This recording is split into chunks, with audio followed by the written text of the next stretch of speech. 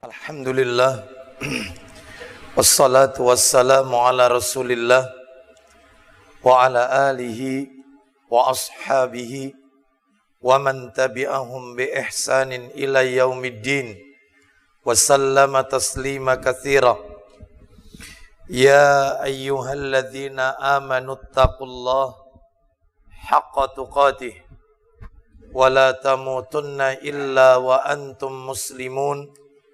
Amma ba'du, fa inna asdaqal hadisi kitabullah wa khairal hadi hadi Muhammadin sallallahu alaihi wasallam wa syarral umuri muhdatsatuha wa kulla muhdatsatin bid'ah wa kulla bid'atin dhalalah wa kulla dhalalatin finnar.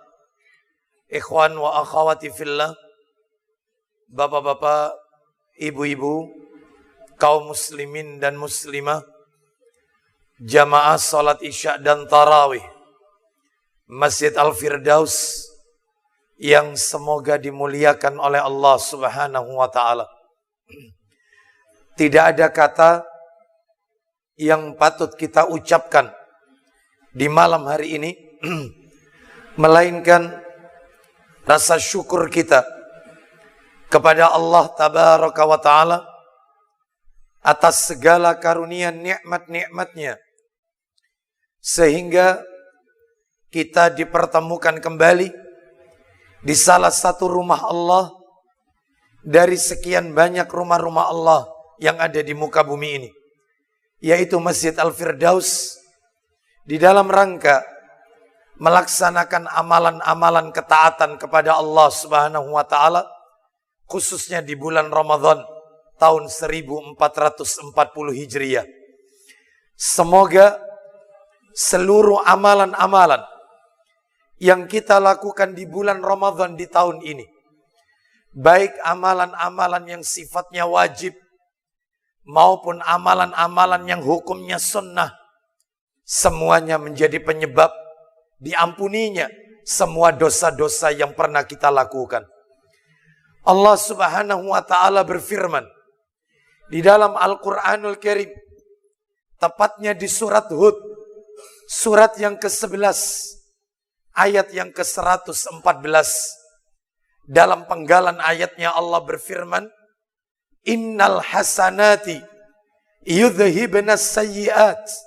Sesungguhnya perbuatan-perbuatan yang baik itu, amal-amal kebaikan itu dapat menghapus dosa-dosa yang pernah kita lakukan. Semoga kita termasuk di dalam ayat tersebut. Bapak ibu kaum muslimin dan muslimah rahimani wa rahimakumullah, malam hari ini menggantikan Ustadz yang uzur, topik yang akan kami angkat ke permukaan kami beri judul Birrul Walidain. Birrul Walidain, berbakti kepada kedua orang tua. Bapak ibu sekalian rahimani wa rahimakumullah, sebagaimana kita ketahui bersama bahwasannya kita yang hadir di majelis ini, saya, bapak-bapak dan ibu-ibu semuanya, belum tentu kita sebagai orang tua, tetapi pasti kita seorang anak. Saya ulang, kita yang ada di majelis ini belum tentu kita sebagai orang tua, tetapi pasti kita seorang anak. Lalu bagaimanakah sikap seorang anak yang saleh kepada kedua orang tuanya? Maka agar materi ini tidak melebar kemana-mana, mudah untuk dipahami, tertata dengan baik, saya bagi menjadi 5 bagian. Yang pertama, Bapak Ibu sekalian, saya akan sampaikan tentang dalil-dalil di dalam Al-Quranul Karim tentang wajibnya berbakti kepada kedua orang tua.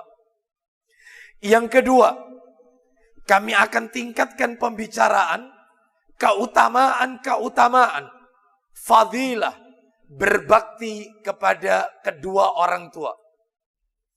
Yang ketiga, kami akan sampaikan dalil-dalil atau bukti-bukti betapa besarnya hak orang tua yang wajib dipenuhi oleh seorang anak.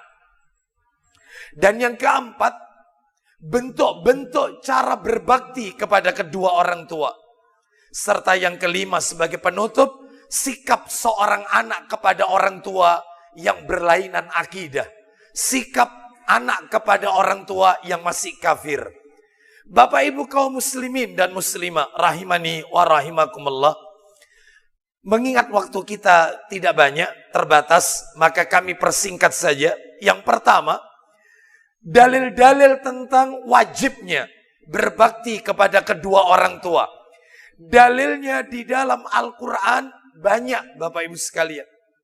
Namun kami cukupkan 2 dalil saja dari sekian ayat yang bertebaran di dalam Al-Quranul Karim. Dalil yang pertama adalah, yaitu firman Allah di dalam Al-Quranul Karim. Surat An-Nisa, surat yang keempat, ayat yang ke-36. Allah berfirman, wa'budullaha wa la tusyriku bihi syai'an wa bil walidaini ihsana.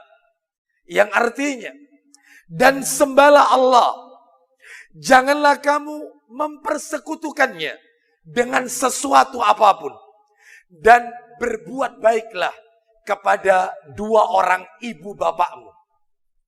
Ini dalil yang pertama. Dalil yang menunjukkan wajibnya berbakti kepada kedua orang tua. Dalil yang kedua, setelah itu nanti kita simpulkan sedikit. Allah sebutkan di dalam Al-Quran surat Al-Isra, surat yang ke-17, ayat yang ke-23. Allah berfirman, wa qadha rabbuka alla ta'budu illa iyyahu wa bil walidaini ihsana. Yang artinya, dan Tuhanmu telah memerintahkan supaya kamu jangan menyembah selain Allah, dan hendaklah kamu berbuat baik kepada ibu dan bapakmu dengan sebaik-baiknya. Bapak ibu sekalian, mari kita lihat 2 firman Allah ini. Mewakili dari sekian banyak ayat dalam Al-Quran. Ternyata Bapak Ibu kalau membaca lembaran-lembaran Al-Quran, Bapak Ibu akan kaget. Ternyata semua ayat-ayat yang memerintahkan agar menyembah Allah selalu bergandengan dengan birrul walidain, berbakti kepada orang tua. Sebagaimana ayat tentang sholat selalu bergandengan dengan zakat. Kalau panjenengan membaca Al-Quran, ketika Allah mengatakan wa aqimus shalah, pasti ayat berikutnya atau ayat selanjutnya adalah wa atuz zakah. Wa aqimus shalah wa atuz zakah. Begitu juga tentang birrul walidain. Ketika Allah memerintahkan hamba-hambanya agar menyembah Allah, tidak menyekutukan dengan sesuatu apapun, pasti ayat gandengannya, dan berbaktilah kepada 2 orang ibu bapakmu. Selalu begitu di dalam Al-Quran. Tidak pernah dipisah. Allah, orang tua. Selalu ayatnya bergandengan. Subhanallah. Ini menunjukkan pentingnya, wajibnya berbakti kepada orang tua. Ayatnya saja tidak pernah dipisah, bergandengan. Yang kedua, Bapak Ibu sekalian, keutamaan berbakti kepada kedua orang tua. Keutamaannya banyak Bapak Ibu. Di antara yang bisa kami sampaikan adalah berbakti kepada orang tua merupakan amalan yang paling utama di dalam Islam. Amalan yang paling utama di dalam Islam. Dalilnya disebutkan di dalam hadis riwayat Muslim, hadis yang ke-66 dari sahabat Abdullah bin Mas'ud radhiyallahu an, dia berkata bahwasanya dia bertanya kepada Rasulullah sallallahu alaihi wasallam, "Ya Rasulullah, ayyul amali afdal?" Wahai Rasulullah, amal apa di dalam Islam yang paling utama? Maka Nabi sallallahu alaihi wasallam menjawab, amalan yang paling utama di dalam Islam adalah yang pertama, as-salatu liwaktiha. Salat tepat pada waktunya. On time. Sholat itu Bapak Ibu on time. Sholat itu bukan sometimes. Kadang-kadang. Sholat itu bukan anytime. Kapanpun. Sholat itu bukan yaitu dilakukan dengan sesukanya, tidak. Tetapi sholat itu harus dikerjakan tepat pada waktunya, yaitu on time. Oleh karena itu masih banyak kaum muslimin yang mereka meremehkan waktu-waktu sholat. Yang kedua, lalu kemudian Nabi mengatakan amalan yang paling utama adalah birrul walidain, berbakti kepada kedua orang tua. Dan amalan yang terakhir adalah jihad fisabilillah. Ini menunjukkan berbakti kepada orang tua, derajatnya di bawah sholat dan di atas jihad membela agama Allah Subhanahu wa ta'ala. Lalu keutamaan yang kedua yang terakhir sebelum masuk materi yang ketiga, sebenarnya banyak keutamaannya. Yang kedua adalah mendatangkan ridha Allah Subhanahu wa ta'ala. Di dalam hadis riwayat Bukhari disebutkan oleh sahabat yaitu Abdullah bin Amr radhiyallahu an, di mana dikatakan ridallah fi ridal walid wa sukhtallah fi sukhtil walid. Ridhonya Allah bergantung ridhonya orang tua. Murka Allah bergantung pada murka orang tua. Ini juga menunjukkan tentang keutamaan, yaitu berbakti kepada orang tua, mendatangkan ridho dari Allah Subhanahu wa ta'ala. Apabila seorang anak ingin mendapatkan ridho dari Allah, maka berbaktilah kepada kedua orang tuanya. Sebab jika orang tuanya tidak ridho, maka jangan harap Allah pun akan ridho. Adapun pembicaraan kita tingkatkan yang ketiga. Dalil-dalil atau bukti-bukti betapa besarnya hak orang tua yang wajib dipenuhi oleh seorang anak. Bapak Ibu sekalian rahimani wa rahimakumullah, disebutkan dalam beberapa riwayat. Di antara riwayat yang bisa kami sampaikan adalah yang pertama, yaitu riwayat tentang 3 orang pemuda yang berada di dalam gua. 3 orang pemuda yang ada di dalam gua. Disebutkan di dalam hadis riwayat Muslim, hadis nomor 2361. Dikisahkan oleh Nabi, 3 orang laki-laki, 3 orang pemuda masuk ke dalam gua, tiba-tiba jatuh batu besar sehingga menutupi pintu gua tersebut. Mereka terjebak tidak bisa keluar. Salah satu di antara mereka berkata, mari kita ingat-ingat kebaikan apa yang pernah kita lakukan semasa hidup di dunia ini sebelum kita masuk ke dalam gua ini. Mudah-mudahan amal kebaikan itu bisa membukakan, Allah membukakan pintu gua ini. Lalu kemudian setelah itu berkatalah orang yang pertama. Saya sampaikan orang yang pertama saja. Adapun orang yang kedua dan yang ketiga insya Allah di lain kesempatan. Sesuai dengan materi yang ada saja. Orang yang pertama dia berkata di dalam gua, ya Allah, sesungguhnya aku memiliki orang tua yang sudah berusia lanjut. Aku juga memiliki istri dan anak-anak yang masih kecil. Aku memiliki pekerjaan mencari kayu bakar. Dan aku punya kebiasaan, setelah mencari kayu bakar, aku memerah susu dan selalu aku minumkan susu itu kepada orang tuaku terlebih dahulu, sebelum istri dan anak-anakku. Ya Allah, suatu hari aku terlalu larut, yaitu kembali pulang. Namun seperti biasa, aku tetap peraskan susu, lalu aku masuk ke dalam rumah, sudah kudapati orang tuaku tertidur pulas. Aku tunggu mereka sampai pagi, sedangkan anakku menangis di kakiku, karena seharian tidak makan dan tidak minum, meminta air tersebut. Dan aku katakan kepada mereka, bapak ibuku dulu, setelah itu kalian. Lalu kemudian akhirnya saat orang tuaku terbangun, maka aku tuangkan air susu itu ke mulut mereka berdua. Setelah itu sisanya aku berikan kepada istri dan anak-anakku. Ya Rob, baru dia berdoa. Hamba tidak berbuat zalim kepada istri dan anak-anak hamba. Hamba ingin bakti kepada orang tua hamba. Jika bakti hamba kau ridhoi ya Allah, tolong bukakan pintu gua ini. Keluar tiga-tiganya. Ini menunjukkan kepada kita, rumah tangga jika ingin yaitu dibebaskan dari segala permasalahan, diberikan solusi way out oleh Allah, maka berbaktilah kepada orang tua. Sebab seluruh permasalahan akan dibuat mudah oleh Allah Subhanahu wa ta'ala. Sebagaimana Allah memberikan kemudahan kepada 3 orang yang terjebak dalam gua tersebut. Namun Bapak Ibu, Mohon maaf ini. Betapa banyak para suami-suami yang dia lebih mementingkan istri dan anaknya daripada orang tuanya. Betapa banyak laki-laki zaman sekarang yang dia ketika ingin membantu orang tuanya harus melalui jalur belakang. Karena dia takut kepada istrinya. Dia bilang sama orang tuanya, ibu setiap bulan tak bantu. Setiap bulan saya transfer. Terus pokoknya ibu ndak usah ngomong-ngomong. Ibu tiap bulan tak transfer. Kenapa? Karena takut diketahui istrinya. Memangnya kenapa? Karena istrinya mantan KPK. Istrinya seorang audit. Kok bisanya dia takut sama istrinya? Anak laki-laki hartanya adalah milik orang tuanya. Nabi mengatakan dalam hadis Abu Dawud, perhatikan wahai laki-laki. Dan saya seorang laki-laki seperti Anda. Perhatikan sabda Nabi. Betapa banyak laki-laki yang dia lebih peduli sama istri dan anaknya. Tetapi dia tidak peduli dengan orang tuanya. Nabi mengatakan dalam hadis Abu Dawud, untuk anak laki-laki, bukan untuk anak wanita. Apa kata Nabi? Anta wa maluk milku abik. Kamu, dirimu dan hartamu milik orang tuamu.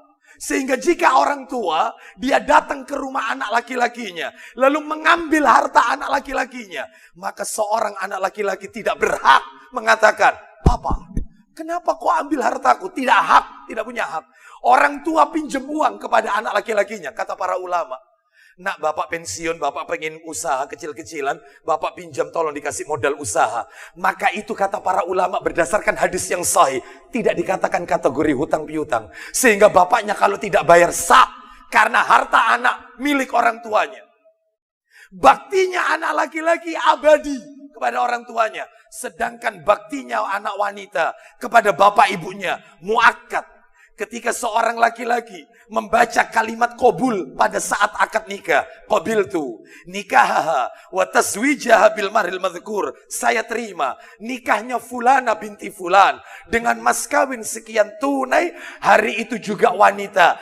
Baktinya kepada suami abadi. Surganya wanita bakti sama suaminya. Surganya suami bakti sama orang tuanya.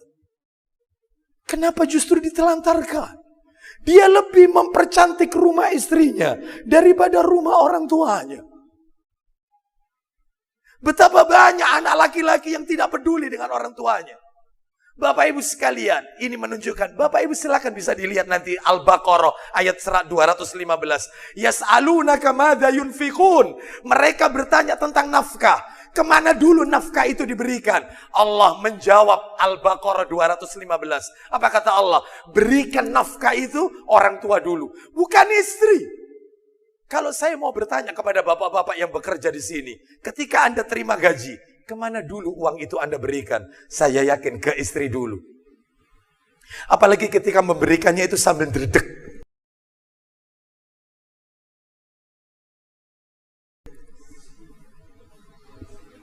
Orang tua dulu, bukan istri. Kalau orang tuanya meninggal, maka tetap untuk orang tua. Caranya, sodakohkan di jalan Allah atas namakan orang tua. Ustadz lah, kalau mertua, apakah itu juga orang tua? Mertua bukan orang tua. Mertua termasuk karib kerabat. Karib kerabat suami, bukan orang tua suami. Oleh karena itu, maka seorang laki-laki dia wajib mendahulukan orang tuanya, bukan kepada yang lainnya.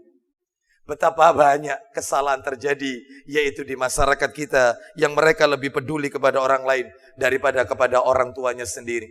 Bapak ibu sekalian rahimani wa rahimakumullah. Lalu kemudian di antara bukti-bukti yang lain adalah, yaitu yang terakhir saja yang bisa kami sampaikan dari bukti ini, yaitu disebutkan di dalam hadis yang diriwayatkan, yaitu di dalam riwayat Bukhari dalam kitab Adabul Mufrad, hadis nomor 4 dalam kitab Adabul Mufrad, bahwasanya Abdullah bin Abbas radhiyallahu an, yaitu di situ disebutkan dalam riwayat itu, datang seorang laki-laki kepada sahabat Ibnu Abbas radhiyallahu anhu.